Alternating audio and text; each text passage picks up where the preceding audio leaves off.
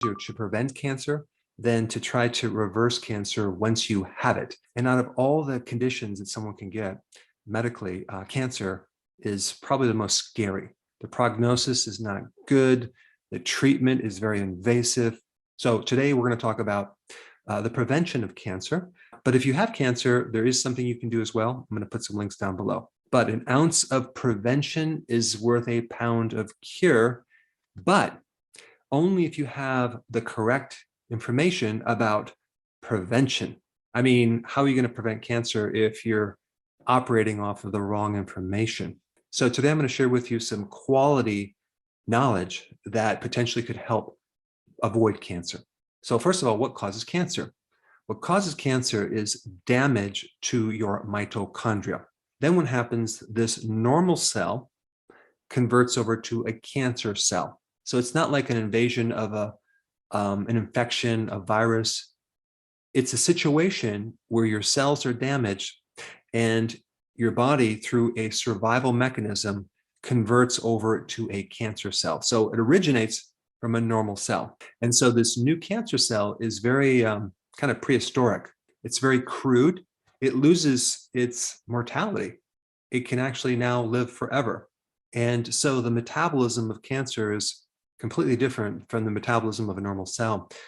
Its rate of consuming sugar is much higher than a normal cell. And the other interesting thing about cancer is that it spreads into areas of inflammation. So it can become malignant and spread into areas that you had trauma, mechanical injury, or for example, let's say you're a smoker and you have chronic inflammation in your lungs, it can spread in that area. Or let's say there's chronic inflammation in the gut that happened from eating the wrong foods, then the cancer can spread to that area as well. So it's really important to understand that anything that can create damage in your mitochondria can also cause cancer. And there's also other things that are emphasized at the wrong level of importance. So it's really valuable to know what is really important versus what is not as important when you're trying to prevent cancer. So I think everyone knows smoking usually causes cancer to your lungs, but smoking can also cause cancer to your pancreas. In fact, one of the biggest causes of pancreatic cancer is smoking, which is kind of interesting because you would think that it would only affect the lungs,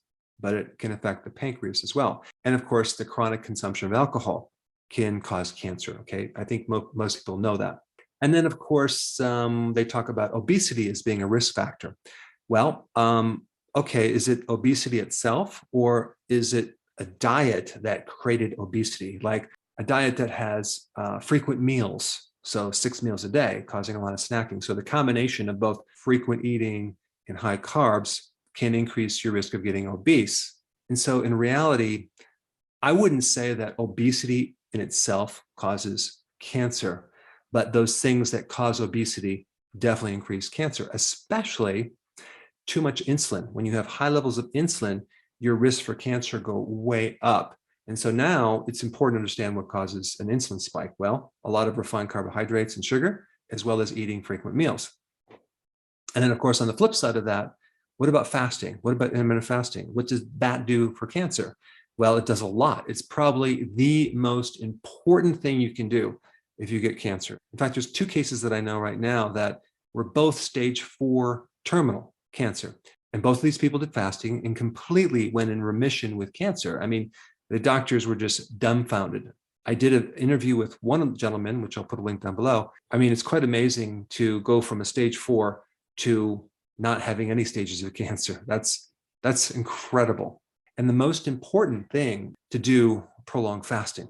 And both of these individuals were not smokers. They were not drinkers. So the question is, what caused their cancer? Well, we're going to go through some things. Now, right now, if you actually do research on decreasing your risk factor for cancer, you'll see that saturated fat causes cancer, or it's linked to cancer. And so they're recommending that you should replace your saturated fat with unsaturated fat. Okay, so this right here is very, very bad advice. And all the things I talk about today, I'm going to put research down below so you can cross-reference these studies. But the quality of studies that they did for fat are basically questionnaire studies, very, very poor quality, very inconclusive. to say that saturated fat alone increases your risk of getting cancer. There are so many other variables that it could be when you're doing this questionnaire type study. So as far as the unsaturated fats, you have omega-3 and then you have omega-6 fatty acids. Omega-3 fatty acids are very anti-inflammatory, so that would greatly improve inflammation, which could decrease the risk of getting cancer right there. But then omega-6 fatty acids, the corn oils, the soy oil, cottonseed oil, the other unsaturated fatty acids that people are telling you to eat more of and replace the saturated fats, well, those have direct links of increasing inflammation. But there's also some credible data that shows that when you consume these seed oils that are heated, as in frying something, greatly increase your risk of getting cancer. And I'll put that data down below. Now, what about monounsaturated fats like avocado oil or olive oil? Well, those show some pretty good anti-cancer effects. So those are pretty safe. But personally, I've not seen any credible data that shows in any way that saturated fats are linked to increasing your risk of getting cancer. Now, what about trans fats? Yes, there is some big links between trans fats and increasing your risk of cancer. So to simplify, what I'm going to talk about is the more refined something is, the more chemically processed something is, like the vegetable oils, for example, where they're using all sorts of chemicals and high heat and pressure to refine them, the more something will increase the risk of getting cancer. Now let's shift to another topic that relates to this, red meat and processed meat. They kind of lump these two together, saying that both of these will increase your risk of getting cancer. But we really have to differentiate them because you also have a lot of white processed meat, okay, not just red processed meat. And also you have to look at how many of these studies were based on a questionnaire. Probably all of them. And also you have to look at the quality of this red meat. Did they do the study on grass-fed, grass-finished red meat? No, they haven't. Did they differentiate when you're eating red meat alone or with some other carbohydrate, like French fries, for example? Did they differentiate the red meat from McDonald's versus red meat from the farm? The answer is no. Now, the thing that's in processed meat is a lot of chemicals, a lot of refining, a lot of things added. So it's pretty much obvious that if you're eating red meat at a fast food restaurant, it's highly processed and refined. Now, this also kind of crosses over to processed foods, okay? Because when we're looking at refined foods or ultra refined foods, it's in the family of a lot of processed meat and refined carbohydrates and chemicals, and the combination with adding a protein with sugar or a fat with sugar with high heats, okay, as in French fries, chips, and they might have a little bit of whole wheat flour in there that it's so badly processed that you cannot say that whole grains will help prevent cancer. So when you see some study that shows that whole wheat grain reduces your cancer risk, look at the whole picture, actually read it. In fact, I've never heard anyone just eating whole grains. They usually have it with a bunch of other things. But the problem is when you take this processed food, especially refined grains, and you add it with heat, and you add it with certain vegetable oils, you get what's called acrylamide, okay? Acrylamide is a known carcinogen. So again, without getting too complex, we want to avoid refined foods. We want to avoid processed foods, of course.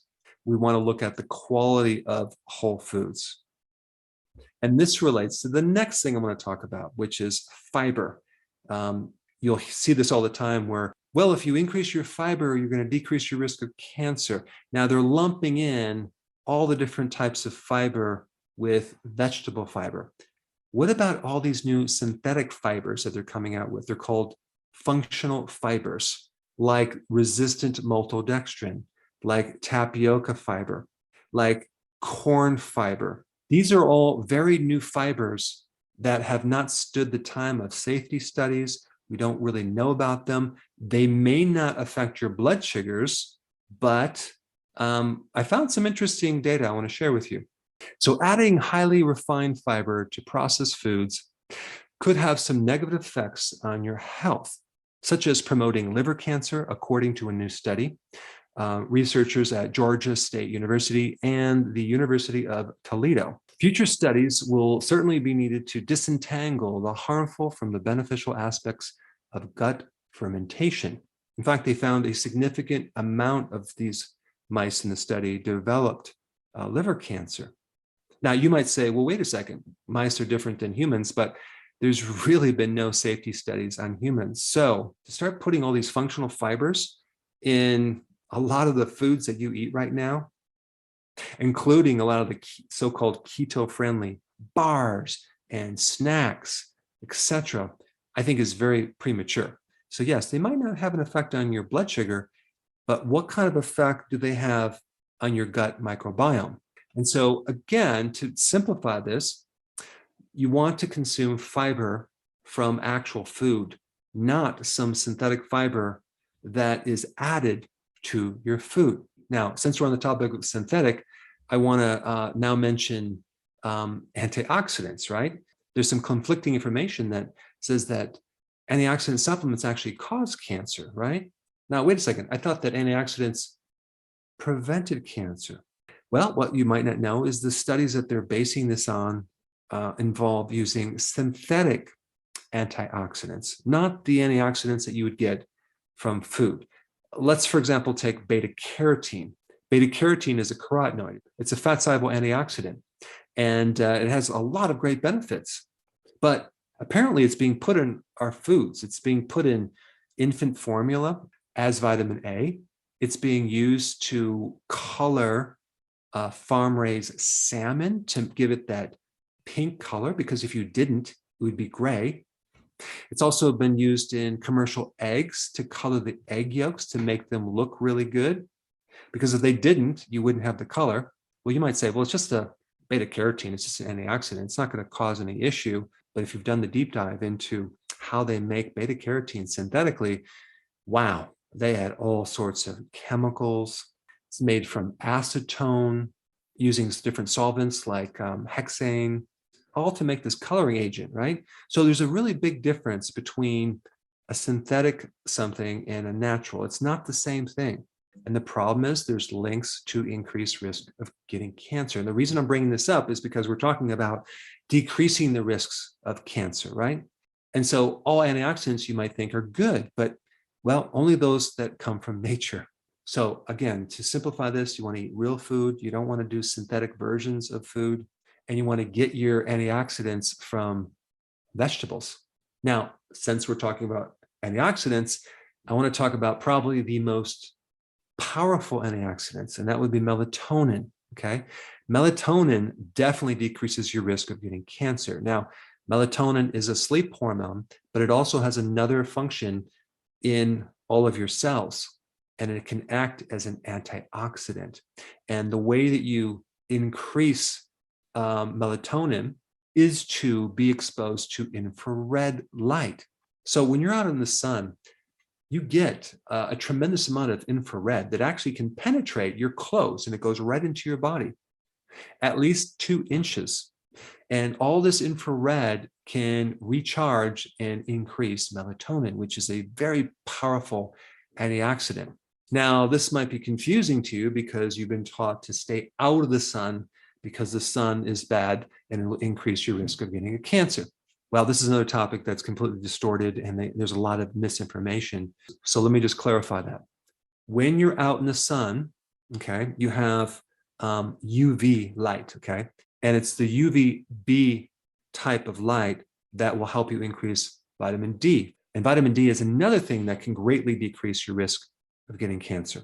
But on top of that, the UV light stimulates your melanocytes, the cells that make melanin. And melanin acts like an umbrella. It's like a natural sunscreen. It's protection against the harmful radiation of UV light. So understanding that, it's important that you don't let yourself get completely burned, but you can just expose yourself to a certain amount of light, and so you get a tan and not get totally burnt. And maybe you gradually increase the dosage of sun, you can actually decrease the risk of that UV radiation. There are some real interesting studies, which I'll include down below, that shows that being out in the sun decrease your risk of getting certain types of cancer, especially prostate cancer. And the so-called credible research studies that shows that sun increases your risk of getting melanoma, is very, very weak and a very poor association. So a certain amount of sun exposure can help you decrease the risk of cancer and a lot of other chronic health conditions. Number one, from the vitamin D. Number two, from all the melatonin that you're going to generate from that. Also, antioxidants from cruciferous vegetables. If you consume just 3 servings of cruciferous vegetables every single week, you can decrease your risk of certain types of cancer by up to 40%. I mean, that's incredible. Then you have exercise, right? Exercise has been a known, proven activity to decrease your risk of cancer. So this video might have been a little bit all over the place, but in the description, I put bullet points of all the things that you should focus on. But in order to prevent cancer, you need the correct information. Now, I think it's really appropriate for you to check out this amazing interview that I did with this gentleman who had stage 4 cancer and now he doesn't. Check it out. I put it right here.